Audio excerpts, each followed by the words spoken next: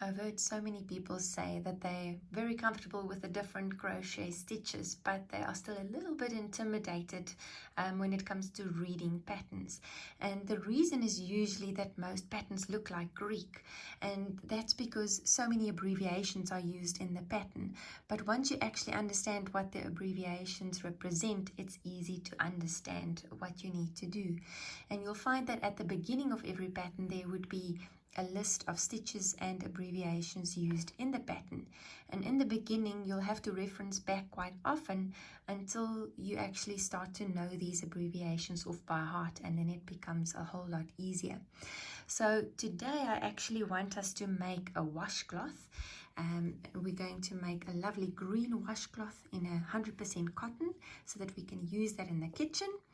And for this particular pattern, the cotton that I'm using, the label suggests that I use a 5mm crochet hook, but you'll see in the pattern I've used a 6.5 and a 5.5mm crochet hook. So look at your yarn label and just use the two sizes larger to get a similar result, and then it doesn't matter which cotton you are using. So let's start and let's see what we need to do.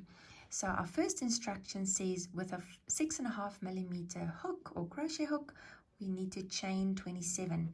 And I've already gone and chained 27 for us with a 6.5mm crochet hook. So now we need to change to a 5.5. And the reason for that is that the beginning chain stitches can sometimes make the underside of your work fairly tight. So if you start with a slightly larger hook with specific stitches, you'll get a much more elastic result that's similar on both edges. All right, so we've changed to 5.5mm hook, and we're going to use that for the rest of the pattern. So let's see what we need to do for row 1. Single crochet in second chain from hook. All right, so here we go. First chain, second chain from hook, we're going to make a single crochet. There you go. And now let's see what the pattern says next. And you'll see here is a star in the pattern. Now initially you just ignore the star and you read the pattern from left to right until you get to an instruction that tells you what to do with the stars. All right, so now we're just going to make a double crochet in the next chain. Right, double crochet in the next chain. Here we go. And that completes the double crochet. Next instruction, single crochet in next chain. Here we go. There's our next chain, and we're making a single crochet. All right, now the pattern says repeat from star to star until the last chain. So that means all the instructions between our stars we're going to do over and over again. So our instructions between the stars says double crochet in the next stitch, single crochet in the next stitch, and we're just going to repeat those 2 stitches until we get to the end of the row. So a double crochet, oops, just do that one again, double crochet in the next stitch, and a single in the next, and we're just going to keep on repeating that. Double crochet in the next stitch, and single crochet in the next stitch, and you're going to keep doing that until you get to the last chain. So I've already jumped ahead and completed a whole row until we get to the last chain, so I can show you what that looks like. Now the instructions tells us to just make a DC in the last chain. So here we go, that's our last chain. We finished with a single crochet. Now we're making a DC or a double crochet in the last chain. And now we need to turn and look at the instructions for row 2.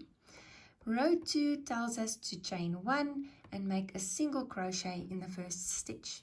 So we chain 1 and we make a single crochet in the first stitch. Double crochet in the next stitch, single crochet in the next stitch. Right, so we follow the instructions, double crochet in the next stitch, and a single crochet in the next stitch.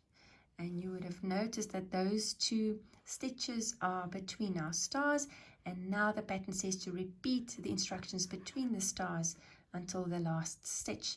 So now you'll just keep on making one double crochet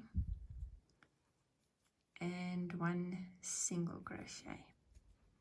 All right, and just be mindful when you get to the end of this row that you don't miss this last single crochet. So I have completed the instructions up until the last single crochet, and now the pattern says we need to make a double crochet in the last single crochet, and this one is easy to miss, so I just wanted to show you, don't forget this last one. We need to make a double crochet in this last single crochet of the previous row, and that is row 2. And now you simply repeat row 2 until your work forms a square and you've made your very first cotton washcloth that you can now use in your kitchen or give away as a lovely gift for someone.